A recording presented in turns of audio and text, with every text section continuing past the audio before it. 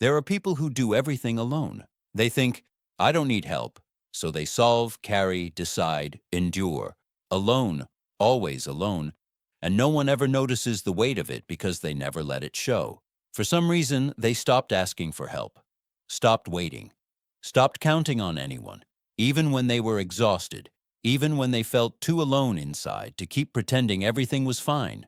People look at them and see strength. They don't see the nights when, just once, they wished someone would ask, do you need help? Before they had to ask for it themselves. And that is what we are going to talk about today. By the end, you will definitely understand everything and maybe even see yourself in. This person learned this early in life. When the car made that strange noise in the engine, they didn't call anyone asking for a trusted mechanic recommendation. They searched on their own, read forums, watched videos of people taking engines apart, and went there to solve it. Not because they knew more than everyone else, but because somewhere deep inside, asking for help always felt riskier than simply learning on their own. It is almost automatic now. Someone asks, do you need a hand? And the answer comes out before they even process the question. No, I'm fine, I can handle it. Even when they clearly can't. Even after spending the whole night awake trying to understand a tax spreadsheet that had nothing to do with their field, just because hiring someone would feel like admitting they couldn't do it alone. There is the day they move apartments without telling almost any friends. Box by box, up and down the stairs, alone, until they stop in the middle of the hallway to breathe and think, I could have asked for help, but they didn't, because deep down, they had already decided, without even realizing they had decided, that depending on someone cost more than physical exhaustion. People like this are also usually the ones others look for when they need something. They answer calls in the middle of the night, listen to their friends' problems, give advice, hold the hand of someone in crisis. But when they are the ones who are not okay, they simply don't call anyone. I don't want to be a burden, a phrase repeated so many times that it no longer feels like a phrase. It feels like a fact. There is also that awkward moment when someone insists on helping. They freeze. They don't know how to receive it. They say, thank you, but you don't have to, even when they really need it. Because accepting help has always had a strange taste, like opening a door that feels safer kept closed. And there is a more discreet version of this. Big decisions made completely alone, without consulting anyone. Changing jobs, ending a relationship, dealing with a medical diagnosis. They process everything inside, decide, and only tell people afterward, when it is already resolved. Because telling someone before would mean exposing the doubt, the fear, the fragility they have spent their whole life trying to hide. Even in the small details, it is the same. They assemble furniture alone, even without clear instructions, preferring to get it wrong 3 times rather than ask a neighbor for a screwdriver. They learned how to change a tire by watching a video in the empty parking lot of a gas station at night, because the idea of calling someone and saying, I'm having a problem, can you come? Always sounded like a type of weakness they were not willing to admit out loud. But here is something maybe no one has ever told them. This is not coldness. It is not pride. And it is definitely not a lack of trust in the people around them. Solving everything alone does not mean being cold, distant, or unable to connect. It also does not mean thinking other people are incompetent or preferring their own company all the time. Most of the time, it is exactly the opposite. People like this usually care so much about others that they would rather carry the weight themselves than place it on someone they love. It is not a personality flaw. It is not being difficult or too closed off. It is a strategy that once made sense, and maybe still does in certain situations, but over time, it became too automatic to question. And that completely changes the way we look at this story. The explanation is simpler than it seems and also sadder. When someone at some point in life, usually as a child or still very young, asks for help and does not receive it, or asks and is disappointed, the brain learns a quick lesson. Counting on others is risky. It is not a lesson chosen consciously.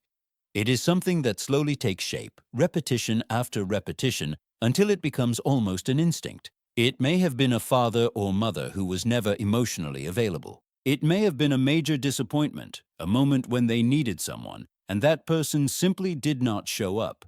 It may have been just a sequence of small moments when asking for help resulted in judgment, in figure it out, in you're old enough to handle this on your own. It does not have to be a huge trauma.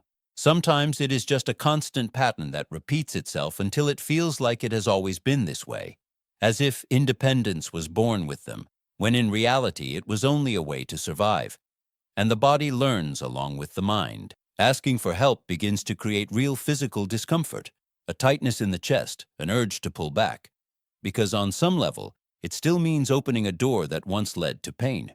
Over time, the safest way to avoid being disappointed again became simply not depending on anyone. It is not weakness. It is a protection system that worked so well that they forgot it could be turned off. There is a specific kind of loneliness in this, one that is hard to explain to someone who has never lived it. It is not being physically alone.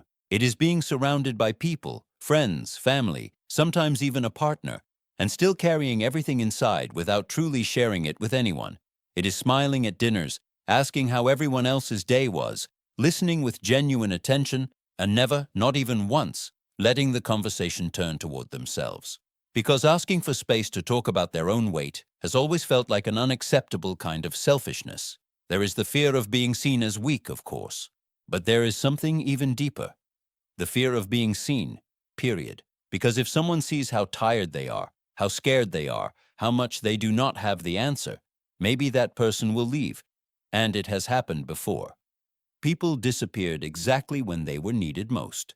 Somewhere deep down, the idea remained that the version of them that needs help is less lovable than the version that can handle everything. A lie that begins to feel true after being repeated so many times. There is also a strange guilt when, for some reason, they really do need to ask for help. The excessive apologies. Sorry to bother you. I promise this won't happen again. As if needing someone were a character flaw and not simply part of being human. Help is accepted with a tense body, waiting for the moment they will feel like they owe something. Because in the mind of someone who learned life this way, no one truly helps without expecting something in return. There are nights when they almost send a message. They type, delete it, type again, and in the end write only, everything is fine here, what about you?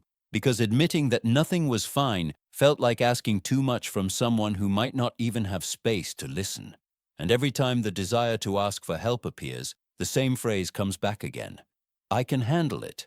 Even when, deep down, all they wanted was, just once, not to have to handle it alone. And maybe the most painful part is this.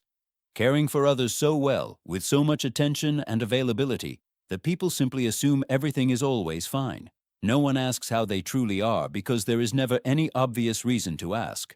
They have built such a solid image of strength that now no one imagines that underneath it, there is someone exhausted, wanting just once not to have to be the strong one. But maybe what seemed like a flaw is actually a form of adaptation. Maybe all this independence is not about not trusting people. Maybe it is about having learned, in the hardest way possible, how to stay standing when no one else was around. That is not small. That is resilience. And resilience, even when it is born from pain, is still a real form of strength. The problem was never the ability to solve things alone. The problem is forgetting that there is a difference between being able to do everything alone and needing to do everything alone. One is a choice. The other is a habit shaped by the fear of being disappointed again. And what if this strength that everyone praises is actually a well-maintained scar? There is nothing wrong with having learned how to take care of yourself. What needs attention is the hidden belief behind it, the idea that needing someone is dangerous. Maybe the next step is not to stop being independent. Maybe it is simply allowing, from time to time, someone to share the weight, not because you are incapable, but because rest is also something you deserve. There is nothing wrong with being strong. The problem begins when strength becomes the only option allowed, and no one else knows how much is being carried inside. Did this video make sense to you? What experiences have you had when it comes to wanting to do everything alone? Leave it in the comments. It will be really good to read your experiences, and don't forget to subscribe to the channel so you can always be the first to receive new content. And that is it for today. See you next time.